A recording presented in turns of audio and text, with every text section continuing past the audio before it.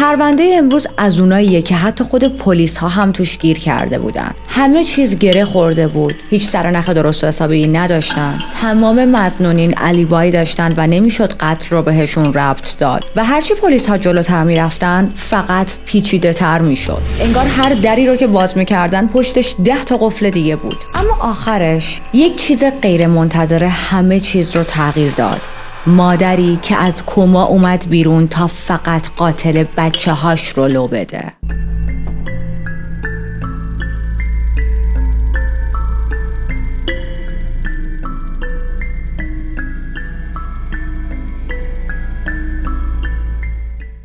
من ریتا هستم و در این چنل وارد دنیای جنایی میشیم، جایی که حقیقت عجیب تر از خیاله و مرز بین خوب و بد محو میشه. اگر به داستانهای هیجان انگیز و جنایی علاقه دارید میتونید همین الان چنل رو سابسکرایب کنید، زنگوله کنار رو هم بزنید که ویدیوهای جدید رو ببینید. خب اول از این که بالاخره مبلام رسید و تونستم با چارلی این پرونده رو ریکورد کنم. مادر و پسر ست کردیم، میبینید دیگه مچی شدیم. و یه چیز دیگه که میخوام قبل از شروع کیس بهتون بگم، پرونده امروز مربوط به کودکانه، پس لطفاً زمانی تماشاش کنید که حال روحی روانی مناسبی دارید. بریم به آربوگاس، سوئد، 17 مارس 2008. هوا سرد و آروم بود مثل هر شب دیگه اون ماه. وارد یک خونه‌ای بشیم، یک خانومی به اسم اما با عشق و حوصله داشت از هر 2 تا بچه‌اش مراقبت می‌کرد. مکس کوچولو که 3 سالشه و ساگا دختر کوچولوش که 1 سال و نیم است. موقعی که داشت شامو آماده می‌کرد برای چند دقیقه نشست پشت کامپیوترش تا با خواهرش کاترینا آنلاین گپ بزنه. هیجان زده داشتن درباره برنامه‌های جشن سالگرد ازدواج پدر و مادرشون حرف می‌زدن و ایده‌های مختلفشون رو با هم دیگه شیر می‌کردن.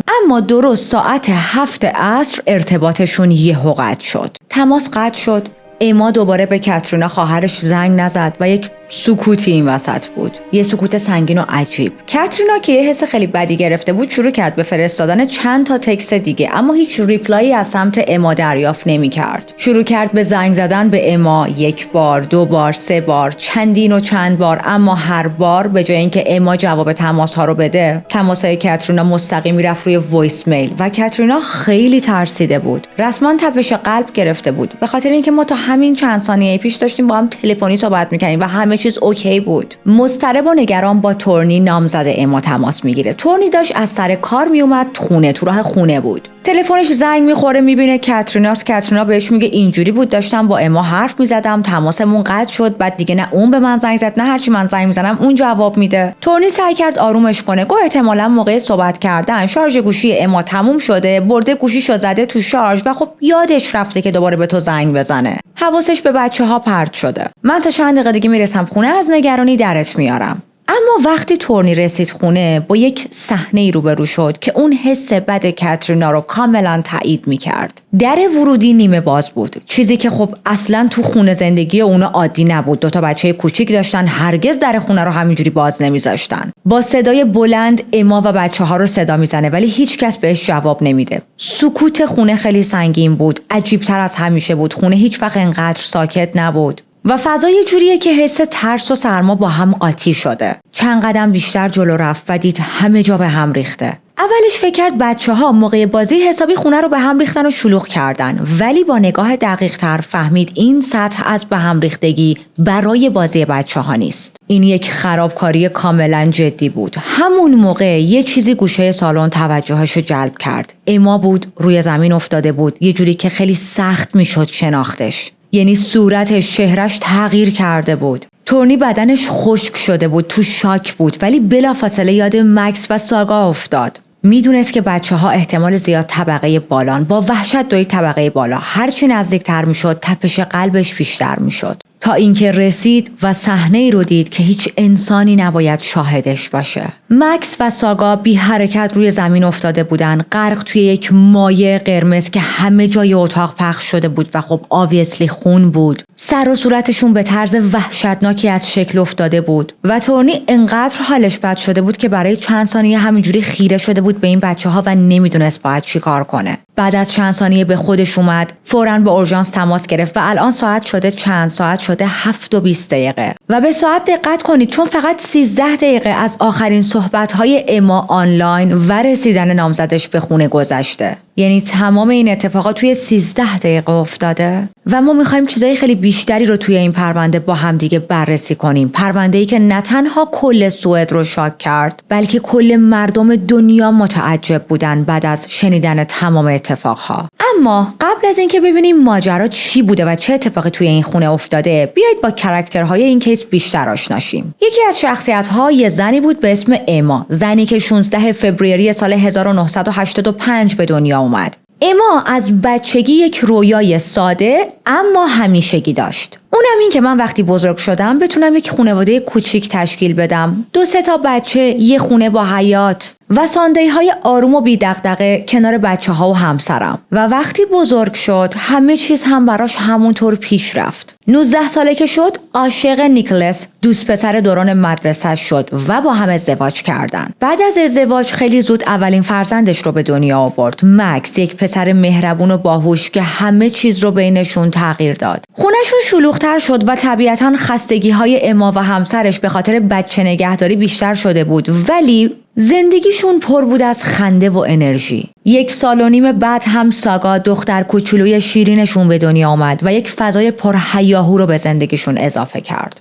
اما زندگی واقعی مثل داستان‌ها یا فیلم‌ها و قصه‌ها همیشه خیلی کالرفول و سیمپل نیست. کم کم خستگی، بی‌حوصلگی و مشکلات روزمره باعث شده بود که هر چیزی بینشون یک جرقه‌ای بشه، بهونه‌ای بشه برای جر و بحث. بعد از تولد ساگا، رابطه این زوج به بریکاپ کشید و یک بریکاپی که اصلاً دوستانه و صمیمی نبود. قرار نبود خیلی آروم از هم جدا شن. دعوا بینشون شروع شد سر حضانت بچه‌ها و حتی خرج و مخارج، این که کی باید خرجی رو بده. و الان همه چیز بین این زوج داره تلختر و تلختر میشه. نیکلس میخواست این رابطه رو ادامه بده، اما اما به این درجه رسیده بود که میگفت من و تو دیگه نمیتونیم با هم دیگه ادامه بدیم. این رابطه دیگه ادامهش جایی تو زندگی من نداره. تو میتونی پدر بچه‌های من باشی ولی به عنوان پارتنر و همسر نه هرگز. برای همین تو فاصله همون جدا شدن لوازمش رو جمع میکنه و با بچه‌هاش میره به دنبال یک شروع جدیدی. مقصدش آربوگا بود، شهری که ما هم اول پرونده ازش صحبت کردیم. یک شهر کوچیک، ساکت، جایی که همه اونجا آرامش دارن و کرایم ریت بسیار پایینی داره و معمولا صفحه حوادثش خیلی خالیه. و تو همون شهر اما با تورنی آشنا میشه. خب الان اما از همسرش جدا شده، آمادگی این رو داره که وارد یک رابطه جدید شه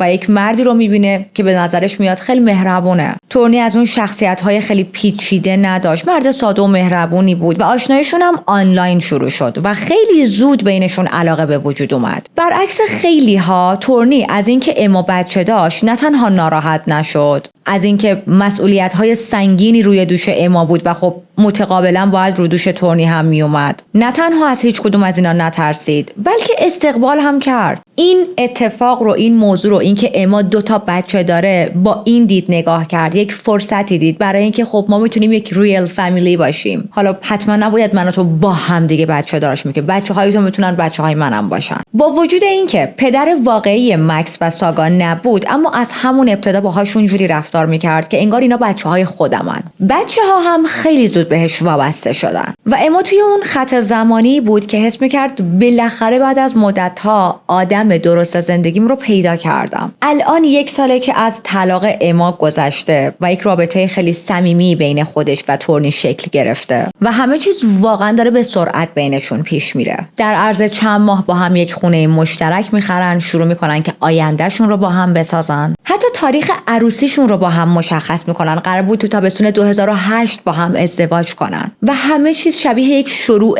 عالی دوباره است. اما این رویایی که اما برای خودش ساخته بود توی یک شب زمستونی به شکل وحشیانه‌ای نابود شد. موقعی که تورنی وارد خونه شد و با خانواده‌ای روبرو شد که کلشون از بین رفته بودن. خب ما گفتیم که تورنی خیلی شاک بود، اما باز با این وجود با اورژانس تماس میگیره. نیروهای امداد میرسن و واقعا وضعیت خونه افتضاح بود. اما وسط اون همه وحشت یه اتفاق خوب هم وجود داشت. اما، مکس و ساگا هنوز زنده بودن. نفساشون خیلی ضعیف بود ولی امید بود. شاید اگر به موقع میرسیدن بیمارستان زنده میموندن. هرچند که بازم میگم وضعیتشون به طرز وحشتناکی وخیم بود. برای همین به سرعت منتقلشون میکنن به بیمارستان.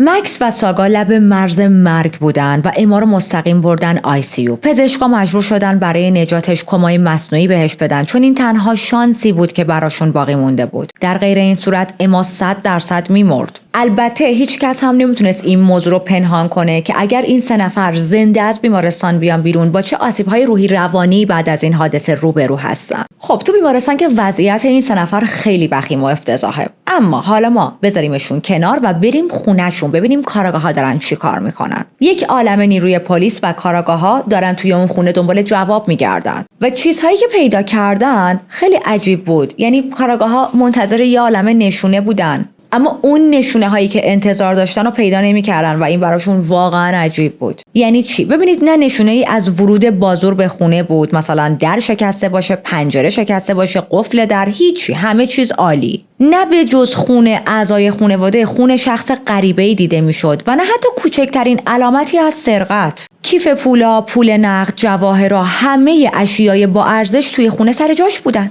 این یعنی حمله کاملا هدفمند بوده. کسی اومده که فقط جون این 3 نفر رو بگیره و بره، نه چیزی بدزده، نه کار دیگه ای بکنه، هیچی. یه قاتلی اومده فقط این 3 نفر رو بکشه و بره. خب پس پلیس چی فهمید؟ این ماجرا کاملا شخصیه، خیلی شخصی، خیلی بیشتر از اون چیزی که بهش فکرشو کرد. قاتل یک حجم زیادی از نفرت داره و وقتی میگم حجم زیادی از نفرت یعنی چی؟ یعنی ببینید حتی نسبت به این 2 تا کودک هم انقدر نفرت داشته که تا سرحد مرگ کتکشون زده.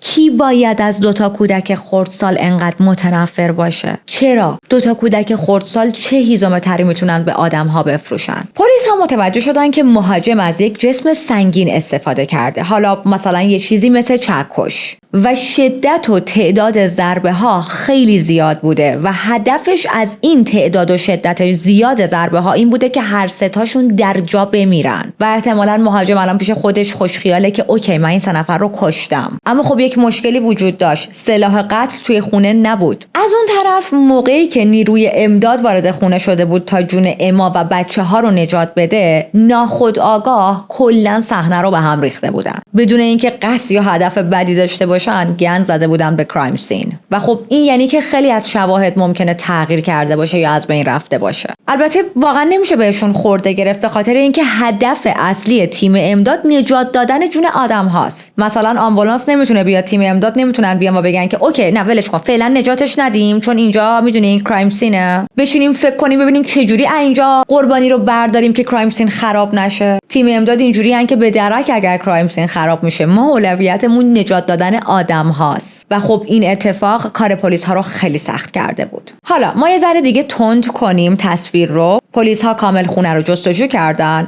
و هیچ چیزی پیدا نمی‌کنن. هیچ چیزی که بتونه به شخص مهاجم و قاتل مربوط باشه. نه اثر انگشتی پیدا شد، نه موی ناشناسی، نه حتی یک قطره خون یا DNA از شخص مهاجم. و این داره باز به پلیس ها چیو میگه؟ شخص مهاجم غریبه نبود، خونه رو میشناخت، میدونسته که کجا باید بیاد، چجوری بیاد، به لوازم نخوره، چطور تو کمتر از 20 دقیقه به 3 نفر حمله کنه بدون اینکه هیچ اثری از خودش به جا بذاره و بره. بعد یه چیز غیر عادی توجه پلیس ها رو جلب کرد. یه دونه رد پا، یه رد پایی که مال کفش ورزشی سایز کوچیک بود که به هیچ کدوم از اعضای خونه تعلق نداشت. همین کشف پرونده رو وارد فیز جدیدی کرد. اولین سوال این بود که چه کسی میتونه با این خونسردی به یه مادر و 2 تا بچه معصومش حمله کنه؟ و الان کی مظنون اصلی پلیسه؟ بگید تو کامنت ها. بله، تورنی، همون مردی که پارتنر اماه، چون همیشه مظنونهای اصلی پارتنرهای افراد هستن. همون مردی که خودش با اورژانس تماس گرفته. چون ببینید پلیس اینجوری داشت با خودش فکر میکرد که تو این فاصله کوتاه بعیده که یک غریبه بیاد و اینجوری حمله کنه و این 3 نفر رو تا این حد بزنه، هیچ ردی هم از خودش نذاره، اینقدر صحنه تمیز و بره. نمیگیم قطعاً ولی به احتمال خیلی زیاد کار تورنیه. همه چیز شبیه کسی بود که از داخل خونه خبر داشته، خودش این کار رو کرده و بعد زنگ زده به اورژانس. کسی بوده که کل برنامه زندگی اما و بچه‌هاش رو میدونسته و خب انگیزه کافی هم میتونه داشته باشه دیگه، زوج آدم. اما وقتی که علیبای تورنی رو چک کردن متوجه شدن که واقعا نمیتونه مظنون باشه. همکاراش همه تایید کردن که اون سر کار بوده و همینطور به جز شهادت همکارهاش CCTV های سر کار و شرکت و خیابون و کلن خونه همه نشون میداد که بله این آدم واقعا توی اون ساعت سر کار بوده، از اون ساعت از سر کار زده بیرون و تو کل زمانی که این حادثه اتفاق افتاده تورنی تو مسیر بوده، خونه نبوده. پس امکان نداره تورنی شخص مهاجم باشه. ولی پلیس اینجوری بود که اوکی، اگر هم تورنی نیست ما مطمئنیم که این جنایت، این حمله یک جنایت پرسوناله، شاید از روی رونج، هیت یا حتی حسادت. بعد میرن زندگی اما رو بررسی میکنن، آدم‌هایی که توی زندگیشن، ببینن چقدر دشمن داره، ببینن چه کسایی از اما بعدشون میاد. و guess what؟ هیچ نقطه سیاهی تو زندگی اما پیدا نمیکنن. پلیس متوجه میشه که اما و تورنی یک کاپل واقعا آروم و مهربون بودن، هیچ دشمنی نداشتن، هیچ بدهی نداشتن، کلا زندگیشون خالی از سایه هر جرمی بود و یا مشکلات جدی. آدم‌های معمولی بودن که هیچ وقت فکرشو نمی‌کردن هدف چنین وحشتی قرار بگیرن. خب پلیس بعد از بررسی‌های بیشتر زندگی اما نگاهش جلب شد به سمت یک آدم دیگه،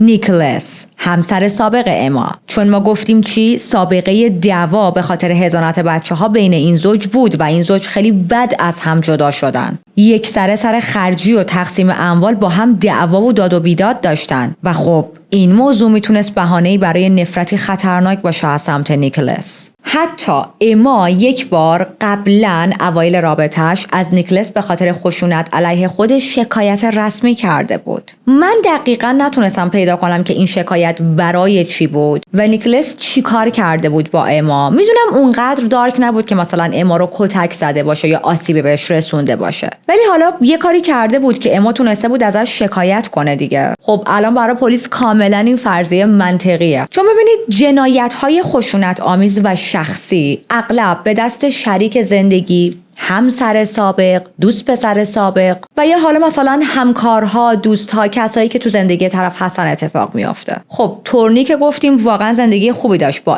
اما هم هیچ گونه دوست و شخص و همکار و کسی که ازش متنفر باشه نداشت تو زندگیش. فقط میمونه همسر سابقش دیگه، کسی که احساس کرده با طلاق گرفتن شما من رو ایگنور کردید، غرور من با جدایی شکسته و چنین افکاری که ما توی جدایی کاپل ها دیدیم. اما درست وسط این شک و بررسی های پلیس یکی میاد از نیکلس دفاع میکنه، اونم یه کسی که پلیس اصلا انتظارش نداشت این آدم ازش دفاع کنه. تورنی، نامزد اما، میاد ازش دفاع میکنه. میگه که من فکر نمیکنم نیکلس کسی باشه که چنین کاری رو کرده باشه. میگه درسته که گذشته بسیار پرتنشی با اما داشتن، اما یک مدت طولانیه که دیگه بینشون مشکلی وجود نداره. میگه حتی خود من با نیکلس رابطه بسیار دوستانه و محترمانه‌ای داریم، حتی راجع به مسائل بچه‌ها با هم فکری میکنیم، با هم مسائل رو هماهنگ میکنیم. نه من به اون حسودی میکنم نه اون به من، و من تا به حال هیچ نشونه ای از کینه یا نفرت توی رفتار و حرفهای نیکلس ندیدم. و خب الان پلیس دوباره گیج شده، دوباره سرگردون شده. یعنی چی؟ ما داشتیم فکر میکردیم نیکلس این قتل رو انجام داده، الان که نه شریک فعلی اما مقصره و نه همسر سابقش، و اما هم یک زنیه که بسیار آرومه، بدون دشمن زندگی آرومی داره، هیچ قرضی نداره، هیچ وقت با کسی درگیر نشده. پس کی این کارو کرده؟ کی به این سه نفر اینطوری حمله کرده؟ چرا یک نفر باید به یه مادر و 2 تا کودک خردسال حمله کنه؟ و حالا یکی از بدترین لحظه های این پرونده رو میخوام بهتون بگم. تورنی رفته بود پیش پلیس که شهادت بده من به نیکلس مشکوک نیستم و نیکلس آدم خوبیه و بلا بلا بلا. خب الان بازجویی تموم شده، با یک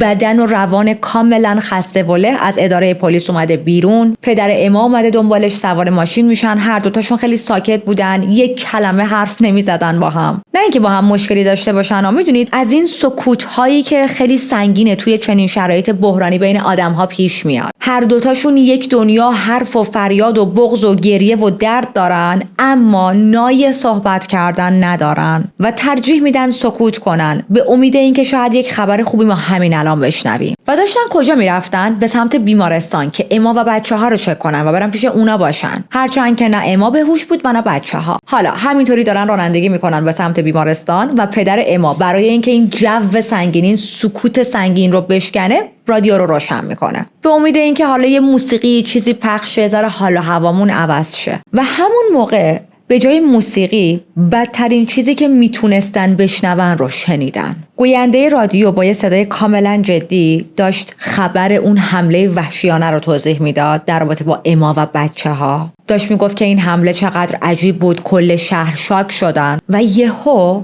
آخر صحبت‌هاش میگه 2 کودکی که قربانی این حمله ها بودن همین لحظات پیش توی بیمارستان جونشون رو از دست دادن. مکس و ساگا از دنیا رفته بودن در حالی که همین چند ساعت پیش زنده بودن، داشتن بازی میکردن، امید داشتن به زندگی. با شنیدن این خبر قلب این 2 مرد میریزه. انگار زمان برای چند لحظه وایساد. بغض میکنن، گریه میکنن و به همدیگه میگن همین چند ساعت قبل این 2 فرشته کوچولو تو خونه مشغول بازی بودن و حالا از دنیا رفتن. کسایی که این خانواده رو میشناختن نمیتونستن درک کنن و بفهمن که چرا اما و بچه‌هاش مورد هدف همچین حمله‌ای قرار گرفتن. اما بسیار کاراکتر مهربونی داشت و بچه‌هاش هم انقدر سنشون کم بود که اصلا هنوز توی دنیا معنی بدی و شرارت و اینجور چیزا رو نمیدونستن و مدل کرایم سین، شدت خشونت، انتخاب قربانی‌ها، همه داشتن از یک پرسونال هیتریت فریاد میزدن. یک نفری که انقدر از این خانواده متنفر بوده که میخواسته اونا رو از ریشه نابود کنه. با این حال چون تحقیقات پلیس به بنبست خورده، دوباره برمیگردن سر یکی از مظنون‌هایی که داشتن، یعنی نیکلس. حتی با وجود اینکه تورنی باور داشت اون قاتل نیست، پلیس نیکلس رو بازداشت کرد و آورد برای بازجویی. ولی چیزی که مأمورها دیدن یک مردی بود که از شدت شاک و ناباوری نمیتونست بشینه، نمیتونست حرف بزنه، حالش افتضاح بود. دستاش میلرزید، مدام گریه میکرد، مدام میپرسید چطور چنین کابوسی اتفاق افتاده، چرا زندگیم اینجوری شد. و خب باز ما فراموش نکنیم پدر خونی مکس و ساگا دیگه، طبیعتاً ریاکشناش شدیدتر و احساسی تر از تورنیه. خب تو رفتارش که هیچ چیز عجیبی ندیدن. میرن الیبایش رو چک میکنن و میفهمن اون هم موقعی که این جنایت داشته اتفاق میافتاده الیبای داشته و اصلا تو شهر نبوده، رفته بوده یک شهر دیگه‌ای، تو شهر دیگه‌ای حضور داشته و مجدد مسیر تحقیقات پلیس برای بار چندم بسته میشه.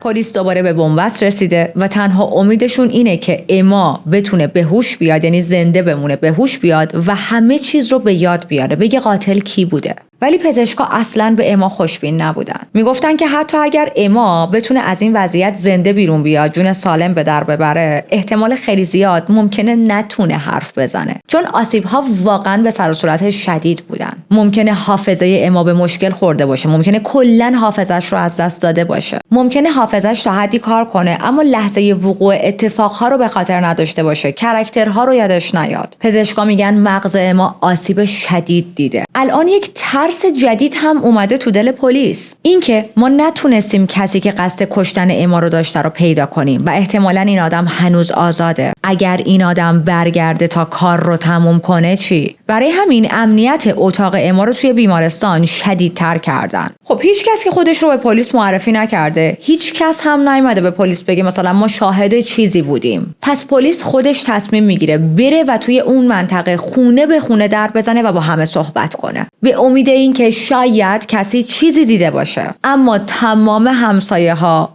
بلا استثنا یک جواب به پلیس میدادن: ما هیچی ندیدیم، ما نمیدونیم، ما متوجه چیزی نشدیم. و همین خیلی ماجرا رو عجیب تر میکنه. چطور ممکنه یک همچین حمله خشنی اتفاق بیفته، 3 ویکتیم داشته باشیم، اونم توی یک محله کاملا آروم و ساکت، یه نفر اومده اینجوری 3 نفر رو زده و هیچ کس نه چیزی دیده نه چیزی شنیده؟ یعنی یه دونه جیغ شماها نشنیدید؟ گریه و فریاد بچه‌ها رو نشنیدید؟ مگه میشه؟ مگه داریم؟ پلیس دوباره ناامیدانه میره تا دوربین‌های امنیتی رو چک کنه، به امید اینکه شاید بتونیم یک حرکت مشکوکی ببینیم و از همون توی اون بازه زمانیش استفاده کنیم و به قاتل برسیم. از اون طرف یک سوالی ذهن پلیس ها رو درگیر کرده که سلاح قتل کو؟ پیش خودشون میگن شاید قاتل سلاح قتل رو انداخته باشه اطراف خونه. خب شروع میکنن تمام اون دور و برها رو، محله رو گشتن، سگ‌های مخصوص میارن، تک تک بوته ها، نمیدونم همه جا رو بررسی میکنن، ولی خب هیچی پیدا نکردن. و در حالی که من تمام این اتفاقها رو برای برای شما تعریف کردم الان چند روز گذشته. اما نمرده اما همچنان توی کما داره بین مرگ و زندگی مبارزه میکنه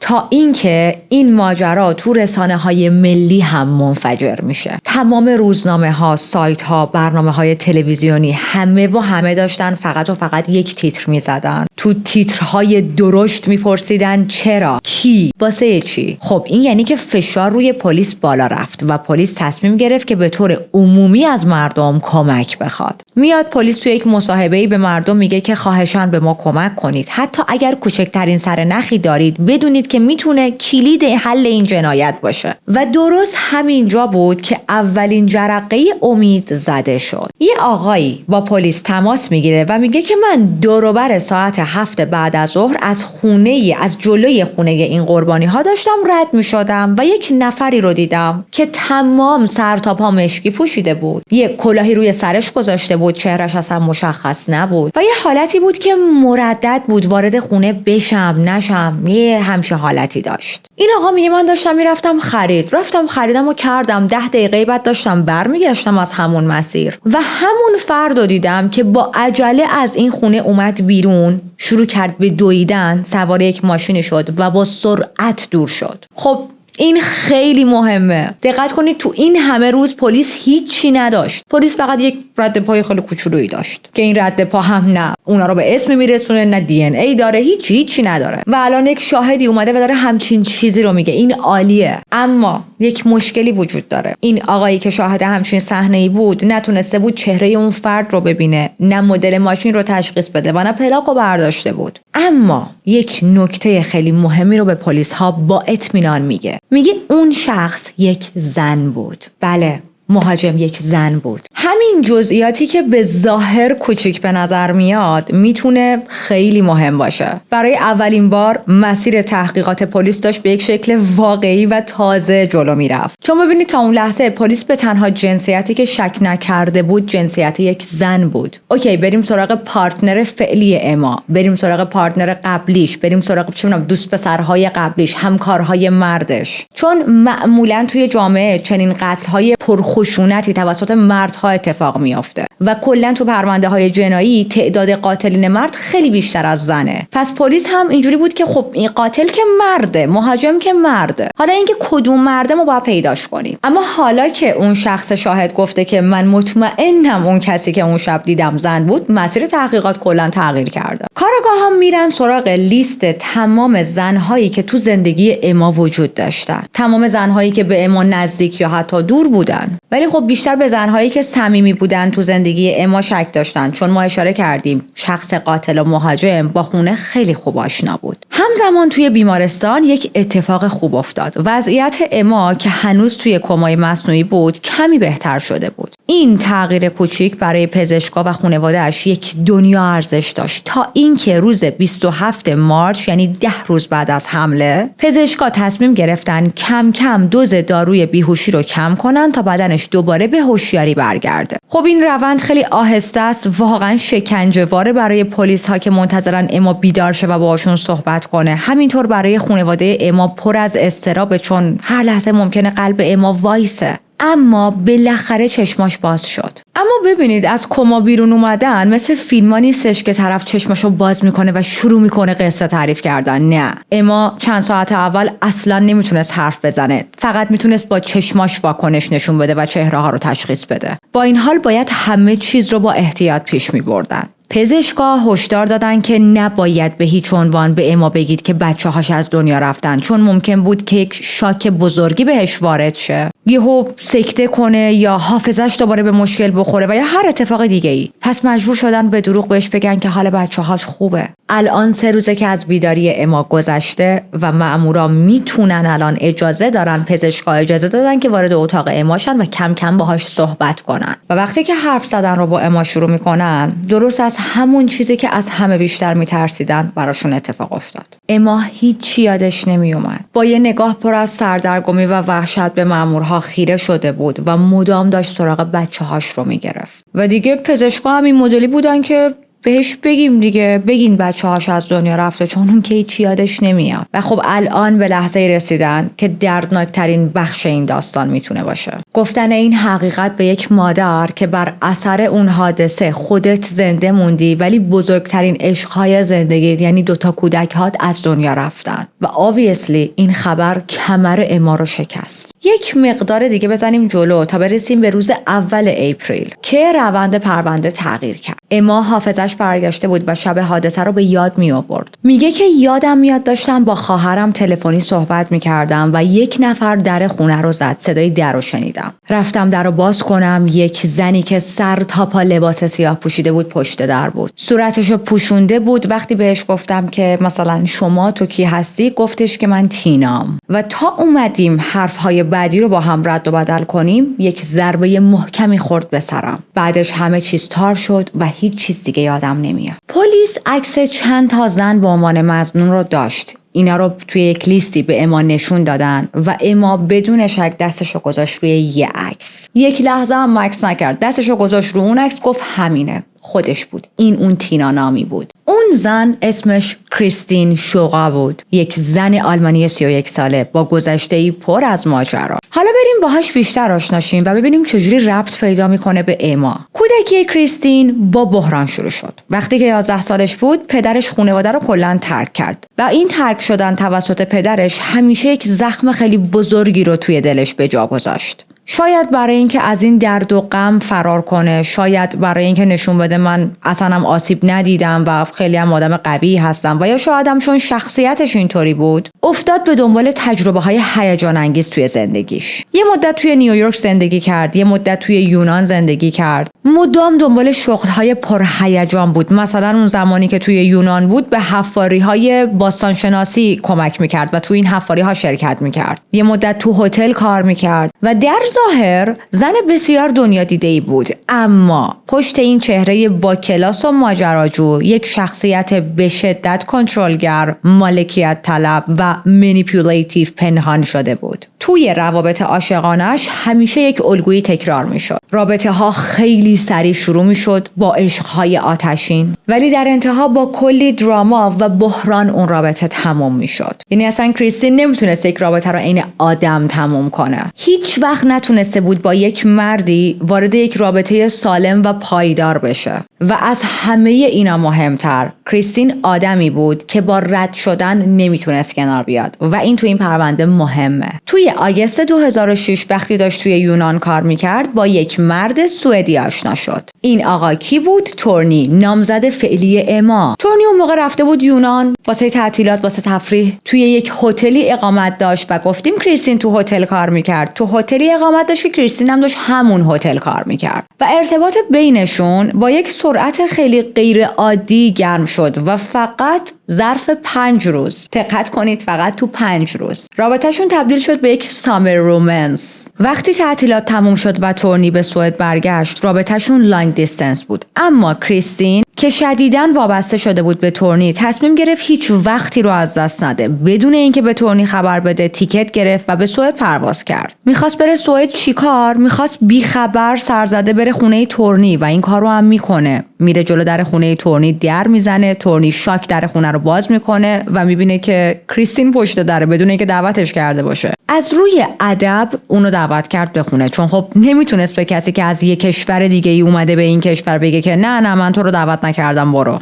اما با گذشت چند روز نقاب کریستین افتاد. اون ویژگی‌های کنترلگری و رفتارهای پرتنشش مشخص شدن و بینشون بحث و دلخوری مدام بالا می‌گرفت. بعد از حدود 5 ماه رابطه‌ای از راه دوری که داشتن و یک مدت هم همخونه بودن تو سوئد، تورنی وقتی کریستین برای مدتی برگشته بود به کشورش با یک تماس تلفنی رابطه‌شون رو تموم کرد. اما کریستین نتونست این جدایی رو بپذیره، چون عقب‌تر چی گفتم نشنیدن رو نمیتونست بپذیره. شروع میکنه به فرستادن بیوقفه تکست و نامه‌های مختلف و با التماس از تورنی میخواست که یک فرصت دوباره بده به رابطمون. و توی مارچ 2007 دوباره خیلی سرزده سر و کلش پیدا شد تو زندگی تورنی. اومد اومد با یه حالت دوستانه، با یه حالتی که ما یه زمانی با هم توی رابطه بودیم اما الان دلیلی نداره با هم مشکل داشته باشیم و خب بیا با هم بریم یه شام بخوریم به عنوان دوتا دوست قدیمی. و تورنی قانع شد که به عنوان فقط just friends با هم پاشن برن و یک شام بخورن. و الان تو این خط زمانی تورنی با اما آشنا شده و رابطهشون بسیار شروع خوبی داشته و هر دوتاشون از همه چیز خوشحالن. anyway با کریستین به عنوان دوست رفت بیرون و شام خوردن. کریستین تمام اون شب داشت اینجوری وانمود میکرد که من جداییمون رو پذیرفتم، وای من چقدر خوشحالم تو وارد یک رابطه دیگه ای شدی، چقدر خوشحالم تو رابطه جدیدت خوشحالی. ولی به محض اینکه شام اون شب تموم شد و هر کدوم برگشتن خونه های خودشون، دوباره پیام‌هاش به تورنی شروع شد. چه مدل پیام‌هایی؟ تلاش برای اینکه بیا دوباره با هم تو رابطه باشیم. از این حرفایی که وای من امشب بعد اینکه تو رو دیدم دوباره بهت علاقه‌مند شدم، دوباره فکرت افتاد تو سرم، اما رو ول کن بیا با هم باشیم. تورنی هم خیلی محکم بهش جواب داد که نه، همه چیز بین ما تموم شده، من الان با اما خوشحالم. فرداش کریستین با تورنی تماس گرفت و گفتش که من توی یک منطقه‌ای که نزدیک یک قلعه‌ای بوده می‌خواستم برم اون قلعه رو ببینم، گیر کردم، گم شدم. و خب ما داریم از سال‌های صحبت می‌کنیم که جی پی اس مثل الان همه گیر نبود، همه آدم‌ها توی ماشین یا گوشیشون جی پی اس و نویگیشن و اینا نداشتن و اکثرا یا مسیرها رو بلد بودن و یا از این و اون تو خیابون آدرس‌ها رو می‌پرسیدن. تورنی خیلی نگران میشه و اثر انسانیت خودش رو میرسونه به اون محل.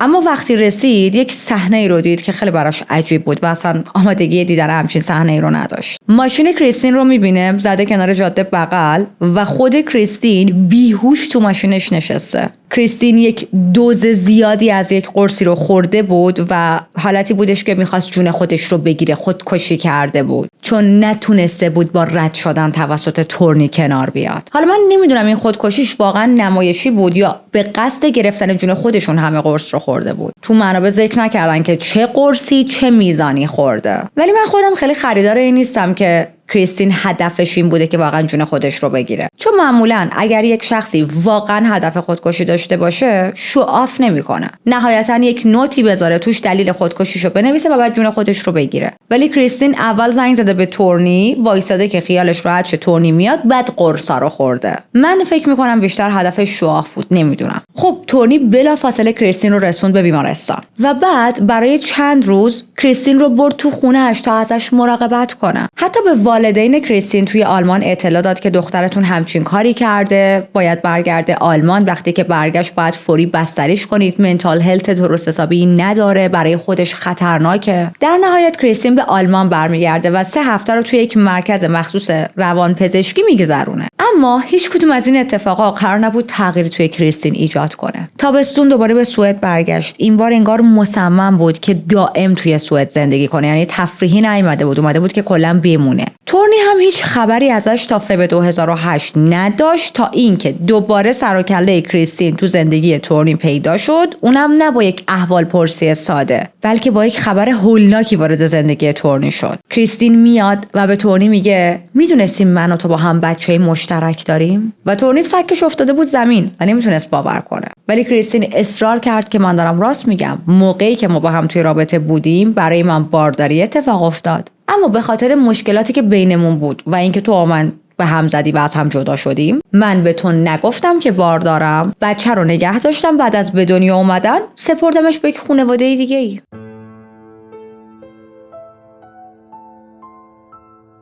تورنی کاملا گیجه، چون اولا هیچ وقت کریستین از بارداری باهاش صحبت نکرده بود، یعنی اصلا روحش هم خبر نداشت که کریستین بار داره. مگه میشه آدم دهنش نپره یه همچین موضوعی به این مهمی رو بگه؟ دوما تاریخایی که کریستین داشت میگفت اصلا با هم جور در نمی اومد. خلاصه که کل داستان کریستین بوی دروغ میداد. هر وقت که تورنی ازش یه سری سوال در رابطه با این موضوع میپرسید، مثلا ازش میپرسید که گفتی بچه دقیق کی به دنیا اومد، یه سوالهای اینجوری مهم، کریستین سری بحث رو عوض میکرد. چجوری هم عوض میکرد؟ خیلی زای، مثلا میگفت ولش کن، خیلی موضوع مهمی نیست. مگه میشه مهم نباشه؟ تاریخ تولد بچه‌ت مهم نیست؟ خب دیگه کم کم رد فلگز دارن خودشون رو نشون میدن و تورنی داره 100% به این نتیجه میرسه که هیچ بچه‌ای در کار نیست و این فقط داره با احساسات من بازی میکنه. و همون جا که دیگه داره به روی کریستین میاره که ببین من میدونم تو داری دروغ میگی، ببین من میدونم پای هیچ بچه‌ای وسط نیست. کریستین داستان رو هندی تر میکنه، میگه که واقعا که داری به من تهمت حرف میزنه که دروغ میگم؟ اصلا میدونی من برای چی دوباره اومدم سمت تو؟ اصلا میدونی من برای چی بهت گفتم که بچه دارم؟ در واقع من و تو با هم دیگه بچه داریم، به خاطر اینکه این بچه یک مشکل، یک بیماری پیدا کرده. اصطلاحی که به کار برد یک بیماری خونی ژنتیکی پیدا کرده که فقط به کمک تو که پدرشی میتونی بهش خون بدی، به تو نیاز داره. والدین جدیدش نمیتونن کمکش کنن، هر لحظه ممکنه با تو تماس بگیرن و من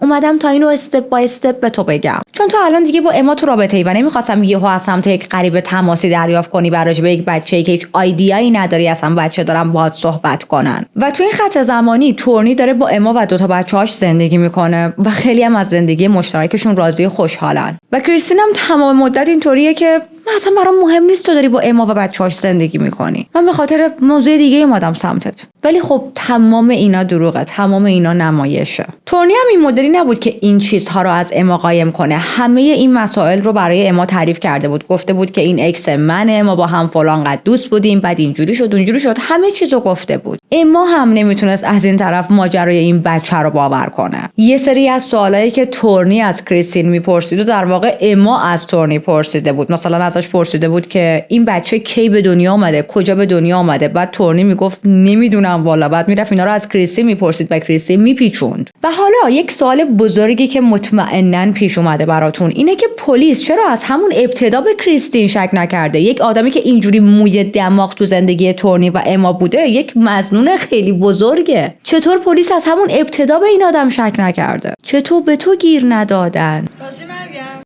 چطور به تو گیر ندادن؟ دلیلش اینه که وقتی تورنی داشت با پلیس حرف میزد و لیست آدم‌های مشکوک توی زندگیش رو میداد، به پلیس اینجوری میگه که من یک دوست دختر سابق ویردی داشتم که یه سر دروغ میگفت به من، ولی الان رفته آلمان. چون کریستین به تورنی گفته بود که من برگشتم آلمان. پس پلیس هم اصلا کریستین رو چک نکرده بود، چون با این فکر بودن که خب این که دوست دختر سابق تورنیه، الان هم که رفته آلمان، اصلا خب علی بای داره دیگه، اصلا سوئد نیستش الان. تا اون لحظه ای که اما به محض دیدن عکس کریستین دستشو گذاشت رو اون عکس و گفت این همون زنیه که شب حادثه من در رو براش باز کردم. از اینجا به بعد پلیس دیگه شک نداره که کریستین مسئول این قتل عامه و این خبر هم مثل بمب توی رسانه ها ترکید. حالا نه فقط رسانه های سوئد، ولی خب تو رسانه های سوئد واقعا ترند شده بود این خبر. اونم اینطوری که دوست دختر سابق وسواسی برگشت تا زندگی مردی رو که ازش جدا شده بود نابود کنه.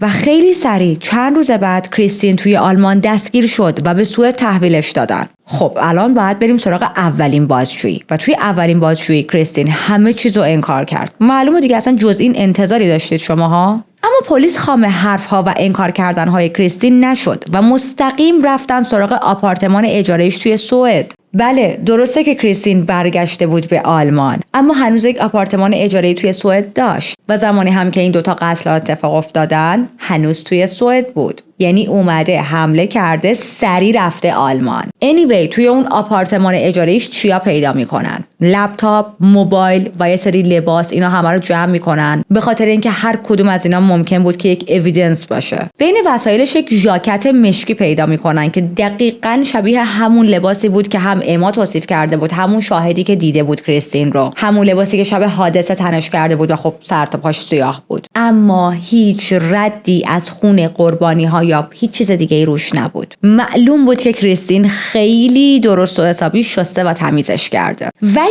ولی چیزی که از تو لپتاپش پیدا کردن واقعا تکون دهنده بود. و تو بیانست وقتی تو پرونده های جنایی ما به لپتاپ قاتل ها میرسیم، اصلا این جیگر من حال میاد. میدونین قاتل هایی که همه چیز رو بررسی میکنن بجز لپتاپ، فکر میکنن که حالا اگر با روش های مختلف سری سرچ ها رو انجام بدن یا صرفا چون لپتاپشون یه چیز شخصیه یا حتی دیلیت اکانت کنن، پلیس نمیتونه به چیزهایی که سرچ کردن یا محتوایی که تو لپتاپشون داره دسترسی پیدا کنه، در صورتی که اشتباه میکنن. و همه اینا قابل برگردوندنه. توی لپتاپ کریستین یک مجموعه کامل از عکس‌های اما و بچه‌هاش، نقشه خونه اما، جستجوها و سرچ‌هایی که کرده بود درباره اینکه چطور رد یک جنایت رو از بین ببریم، چطور از یک جنایت فرار کنیم و اینجور چیزا رو پیدا کردن. حتی متوجه شدن که اون داشت لحظه به لحظه سوشال میدیای اما رو رصد میکرد. این زن یک وسواس خالص نسبت به زندگی اما و بچه‌هاش پیدا کرده بود و واقعا صحنه‌ای که پیدا کردن مثل سناریوی این فیلم هاست که یک قاتلی توی یک اتاق تاریکی نشسته، یه دیوار پر از عکس کنارشه یا روی میزش پر از عکس و اطلاعات قربانیه که یا قربانی هایی که میخواد بره سراغشون. حالا به جز لپتاپ، دفترچه یادداشت کریستین هم داشت تمام این وسواسش رو تایید میکرد. یک عالمه نوشته تو دفترچه یادداشتش پیدا میکنن در رابطه با آدرس خونه این خانواده،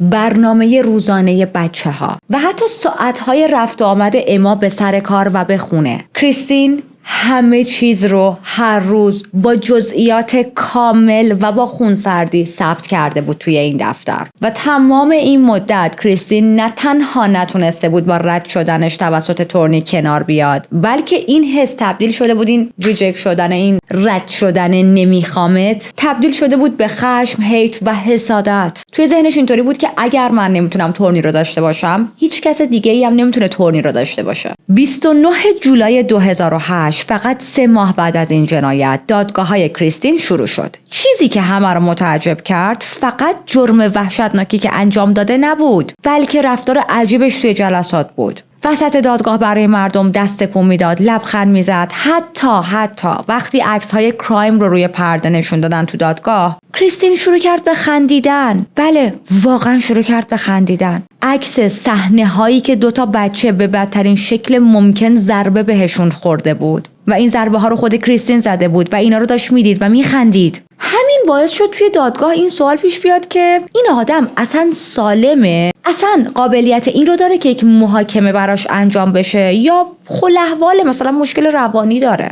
میبرنش برای ارزیابی‌های روانپزشکی و جواب باز هم یک بمب خبری دیگه بود. بله، کریستین از نظر ذهنی کاملا سالم بود. نه دیوونه بود، نه یک انسانی که بیماری داشته باشه که مثلا بی اختیار یه کاری رو انجام بده یا یه سری چیزا دست خودش نباشه. کریستین هیچ چیش نبود. کریستین فقط یک قاتل بیرحم، یک قاتل واقعی بود و هیچ نشونه‌ای از پشیمونی تو رفتارش نشون نمیداد. دادگاه یک مقدار سخت بود به خاطر اینکه خب هیچ DNA از کریستین توی کرایم سین پیدا نکرده بودن و هیچ سلاح قتلی هم پیدا نشده بود و اینها وقتی توی پرونده ها نباشه کار رو خیلی سخت میکنه برای دادستانی. ولی یک جزئیات مهم همه چیز رو تغییر داد. اونم این که هم اتاقی کریستین توی سوئد اومد تو دادگاه و بر علیه شهادت داد. میدونید چی گفت؟ گفت من یک جعبه ابزاری داشتم که دقیقاً چند روز قبل از تاریخ این قتل چکش من از توی این جعبه ابزار ناپدید شده و خب این نمیتونه واقعا تصادف باشه. دادستان با ترکیب همه مدارک غیر مستقیم، شهادت اما، شاهدهایی که اومدن شهادت دادن، از جمله کسایی که گفتن ما دیدیم یک زن از این خونه خارج شده، تونست پرونده رو ببنده. بیش از 40 نفر اومدن شهادت دادن و خب لپتاپ کریستین رو فراموش نکنیم، اون واقعا تیر خلاص بود، چون همه چیز رو توی لپتاپش خودش با دستهای خودش ثبت کرده بود و خب کار پلیس ها رو راحت تر کرده بود، بدون اینکه حالا DNA از خودش توی کرایم سین باقی بذاره یا سلاح قتل رو جا گذاشته باشه. توی دادگاه تمام این تعقیب‌های آنلاینش رو گفتن، اینکه اما رو داشته همش استاک می‌کرده، اینکه حواسش به برنامه بچه‌ها بوده، نقشه خونه رو داشته و تمام این قتل‌ها رو با برنامه‌ریزی برده بوده جلو. حالا اول پرونده یادتون هست گفتیم پلیس یک رد کفش کوچیک پیدا کرد توی کرایم سین؟ خب اون رد پا دقیقاً سایز پای کریستین بود. حالا دیگه کریستین از همه طرف گیر افتاده. مهمم نیست هر چقدر بگه من بیگناهم. اما مهمترین لحظه دادگاه موقعی بود که اما با اینکه هنوز حالش کاملا خوب نشده بود و حافظش کامل برنگشته بود، میاد تو دادگاه وارد میشه، میشینه روبروی کریستین و هر آنچه از اون شب یادش بود رو توی دادگاه میگه. الان یه چند وقتی هم گذشته، خب حافظه اما بهتر شده دیگه. از تمام ضربه ها میگه، از اینکه افتاد روی زمین، از اینکه یادش اومد چطور سعی کرده بود بلند شه ولی کریستین دوباره بهش حمله کرده بود. توی دادگاه مشخص میشه مکس 3 ساله و ساگای 1.5 ساله در اثر ضربات شدیدی که به سرشون وارد شده به قتل رسیدن. خب ما اینو که حدس زدیم اول پرونده، گفتیم مثلا شکل و ظاهر این بچه‌ها بر اساس ضربه های شدید تغییر کرد کرده بود. اما میخوام جزئیات بیشتری بهتون بگم. مکس حداقل 15 ضربه به سرش وارد شده بود. ببینید حداقل. بعد این بچه برای محافظت از خودش دستشو برده بود بالا، سعی کرده بود دستشو بالا نگه داره، جلوی صورتش، جلوی سرش بگیره، به خاطر اینکه دستش هم کلا زخمی بود. اما خب متاسفانه موفق نشده و جونش رو از دست داده. ساگا هم تقریبا 10 تا ضربه بهش وارد شده بود. 10 تا ضربه به یک بچه 1.5 ساله. یک ضربه کافیه برای اینکه اون بچه جونش رو از دست بده. تو چقدر باید لجن باشی که با بچه‌ها این کارو بکنی؟ خیلی سعی کردم جلو خودم بگیرم، خیلی سعی کردم مؤدب باشم. خیلی سخته. هیئت منصفه هیچ شکی نداشت که کریستین قاتله و کریستین این حمله ها رو انجام داده و کریستین مهاجمه. حالا هر چقدر خود کریستین داره ادعای بیگناهی میکنه و حکم نهایی که به کریستین دادن چی بود؟ حبس ابد بدون امکان آزادی مشروط، به علاوه یک مبلغ، یک غرامتی که باید به اما پرداخت میکرد. کریستین تجدید نظر زد روی حکمش، تجدید نظرش رد شد و برگردوندنش تو آلمان که تو کشور خودش حکم و زندانی بودنش رو بگذرونه. اما برای اما مسیر بهبودی مسیری کند، پر از درد و آپ اند داون بود. زخم‌های جسمیش بالاخره خوب شدن، ولی خب زخم‌های روحی روانیش چی؟ شاید واقعا زخم‌هایی که بهش وارد شده از نظر روانی هرگز خوب نشن تو زندگیش. چون از دست دادن 2 تا بچه دردی نیست که آدم بتونه به راحتی باهاش زندگی کنه، اونم به این شکل، به این روش. اما خب خوشبختانه اما توی این مسیر بهبود وحشتناک تنها نبود. تورنی همچنان همراهش بود. کم کم با کمک و پشتیبانی بی قید و شرطش اما تونست از دل این همه خرابی و زخم خودش رو دوباره بسازه و من واقعا افتخار میکنم به این کاپل، واقعا افتخار میکنم بهشون، واقعا لذت بردم. سال 2010 بالاخره این 2 تا میتونن با هم ازدواج کنن. بعد از ازدواجشون صاحب 2 تا بچه با هم میشن. بچه هایی که از همون دوران کودکی کوچیکیشون قصه خواهر برادرشون رو شنیدن، خواهر و برادری که یک زمانی توی این دنیا بودن اما خب نتونستن بیشتر از این دنیا رو ببینن و به این ترتیب خانواده اما و تورنی دوباره شکل گرفت. واقعا پایان این پرونده مثل پایان این داستانای والت دیزنیه. آدم بده افتاده زندان، آدم خوبا دارن زندگیشونو میکنن. اما خب یک حقیقتی هم نباید فراموش کنیم که یک سری از این خاطرات هرگز از ذهن اما و تورنی به خصوص اما پاک نمیشن. و بیاید مثل روال همیشگی که توی این چنل داریم چند ثانیه راجع به مقتولینمون صحبت کنیم. مکس و ساگا 2 تا کوچولوی پر از زندگی که هنوز دنیا رو درست ندیده بودن. نه فرصت پیدا کردن مدرسه برن، نه حتی بفهمن دنیا چقدر میتونه هم قشنگ باشه و هم در عین حال بیرحم. بازیاشون نصفه موند، خنده هاشون قطع شد و همه آینده‌ای که میشد براشون ساخت توی یک لحظه از بین رفت. الان دیگه فقط عکس‌ها، خاطره‌ها و حرف‌هایی که بقیه ازشون میزنن باقی مونده. نبود مکس و ساگا برای مادرشون اما تا ابد یک زخم عمیقه. زخمی که شاید هیچ وقت خوب نشه، ولی یادشون تا همیشه با آدم‌هایی که دوستشون داشتن زنده میمونه. مرسی که تا اینجا من همراه بودید. یادتون باشه هر ویدیویی که براتون میسازیم کلی زمان و انرژی میبره. پس اگر دوستش داشتید با یک لایک، با یک کامنت، با سابسکرایب کردن، با شیر کردن با بقیه و روشن کردن نوتیفیکیشن ها به من و به این چنل کمک میکنید تا بتونم ویدیوهای بیشتری رو براتون بسازم. ممنون ازتون. خب اول بیایید راجع به استودیو صحبت کنیم، تغییرهایی که توش داده شد. بالاخره مبلای من رسید. بالاخره رسید.